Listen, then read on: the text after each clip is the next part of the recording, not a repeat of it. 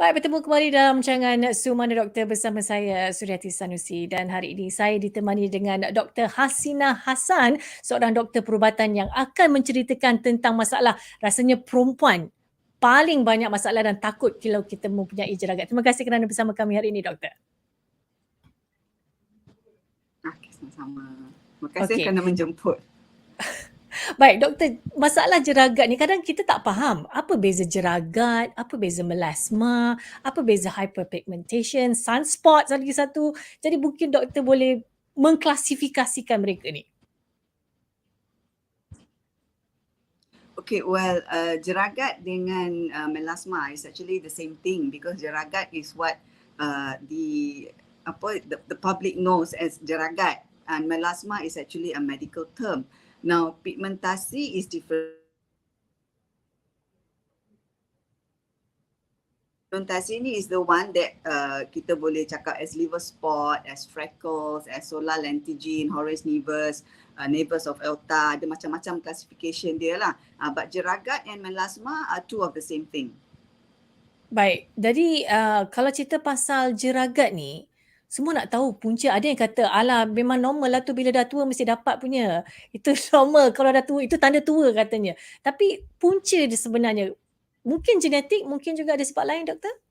Yeah. Well, they are true in saying that benda tu it comes with aging because it's part of an aging process. It's also the photo aging process of our skin. But untuk terjadinya jeragat, actually dia ada internal factor and external factor. Internal factor is of course genetic, which you cannot control. Tapi you cannot control the gene, tapi you can control the outcome. And then external factor pula, the sun would be the most important. And then the other causes of external factor would be daripada haba, where you're constantly kena haba, and also some ubat. For example, macam pil perancang, dia boleh trigger juga jeragat ni. Jadi bila jeragat ni, tadi doktor kata mungkin masalah genetik, ada juga masalah luaran. Bila selalunya bermula ni jeragat ni? Sebab kita tengok muda-muda tak adalah ada. Bila dah masuk 30, dah startlah keluar sikit kiri kanan pipi, dahi. Jadi bila selalunya bermula ni jeragat ni? Yes, exactly so, because jeragat actually dia boleh start as early as your early 20s. Macam kalau if you're talking about pigmentation, macam freckles tu since childhood. But if talking about jeragat, then usually early 20s it can start, especially kalau your activity tu involves outdoor activity. Tak kisahlah aktiviti kerja atau your hobbies.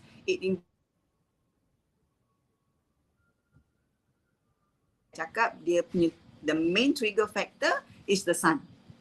So kalau memang you outdoor most of the time, kerja you macam some of my clients, dia kerja dekat shipyard, dia kerja dekat that kawasan lapan, dia kena pergi site, those engineers kan, you're more exposed to the sun, then yes, you're more likely to get it. And kita kan dapat kerja kan start around early 20s, so jeragat ni is actually a compounding effect where like you said lah, sikit-sikit, and then you start to notice like small spots, and then dia spots tu nanti akan merging macam bank jugalah, dia akan merge and then become bigger and bigger. And then you suddenly notice that, how come this spots is here, so that's when you start to panic and you start to cari solution lah. Okay, cerita pasal tu, macam saya dulu rajin masuk event berlari di luar. Jadi bila dah masuk umur macam ni, baru macam, kenapa I have spots like that? And then when I see my sisters tak ada semua kan. Jadi memang betul punca dia matahari. Tapi mungkin juga berpunca dari saya sebab masa tu kita lari, kita tak pakai sunscreen. Adakah itu juga boleh menolong untuk menghindari sunspot atau jeragat ni? Yes. For those yang tak ada jeragat lagi, then the best way untuk menghindari is of course to take preventive measures like using sunblock. And studies has been done that just by using sunblock, for those yang dah ada jeragat pun, those yang guna sunblock consistently, they can see a reduction dalam their jeragat within 3 to 6 months. So just by using sunblock, that is how important sunblock is. And like for my children, I usually start them very early. I punya rasuah would be, okay, you don't use sunblock, you do not go out. So usually they would have to use the sunblock lah. Okay, ada satu lagi. You said sunblock lah, maknanya pakai externally. Tapi saya pernah juga nampak beberapa company yang mempunyai claim yang mengatakan ubat boleh menjadi sunblock. You makan ubat ni is actually sunblock from within. Itu betul ke tak, doktor? They have done studies yang itu they have done proper R&D. Cuma the type of ubat yang you makan tu lah. Like ada ubat yang dia purely untuk mencerahkan. Itu yang jenis yang macam ada glutathione. Ada ubat yang you makan but it only protects you against UVA and UVB. Okay, dan but there's only one that I know of, ubat oral sunblock ni that can cover the whole spectrum of the light from the sun and also from the visible light and also daripada kita punya gadgets. Okay, and there's only one type of oral sunblock that can cover that. So I would usually advise that for those yang suka buat outdoor, and then those yang they cycle, they are riding motorbike semua tu kan, especially the men, they don't like to use all this sunblock kan. So I kata, okay, if you don't like to use it, then you makan lah. Which they take a half an hour before their activity, and the sunblock would lunchtime, dia orang kena makan lagi sekali lah if they're going to continue their ride or their cycling. Kalau dia orang malas nak makan benda tu as a supplement every day, then they just take it masa dia orang ada event lah. I usually advise pada macam cikgu-cikgu kan, kadang dia ada merentas desa, dia sports day. So I kata besides using the sunblock, then you makan juga sunblock.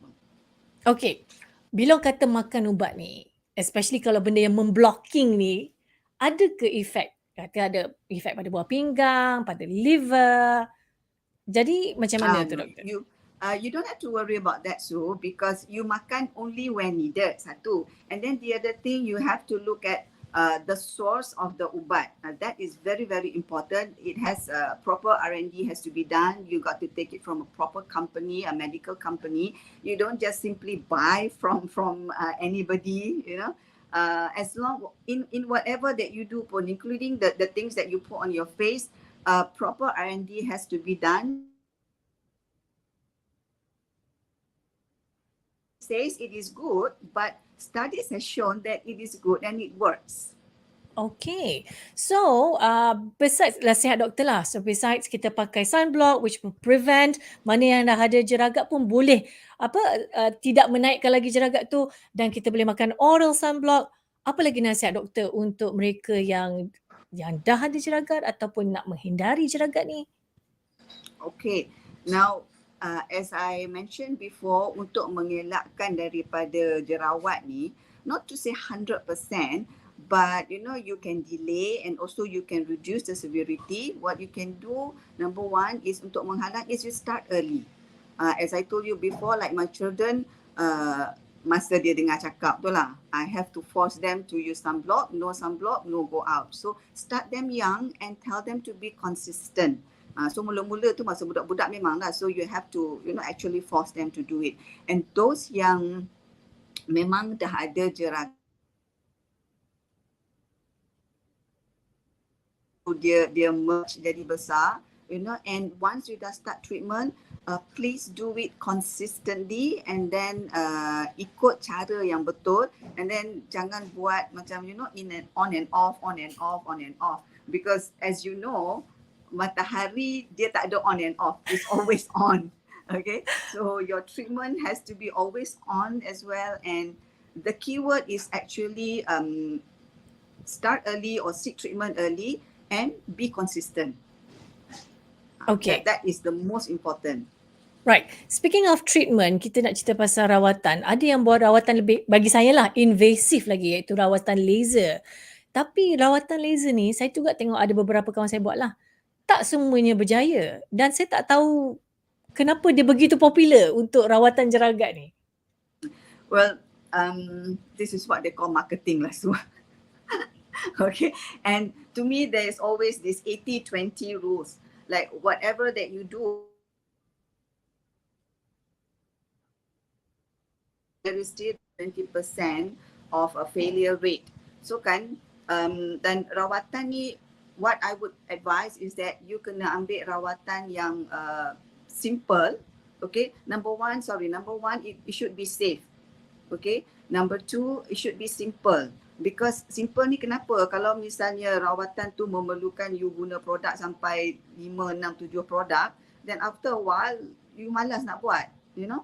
And then lagi satu, it has to be sustainable. Sustainable means because Jeragat, as I said, it has to be consistent. It will take a long time, selalunya sampai akhir hayat lah, you know. So it has to be sustainable in terms of your effort, your time, you know, and also in terms of monetary lah. Kan, kalau misalnya laser tu, for me, dia is quite costly.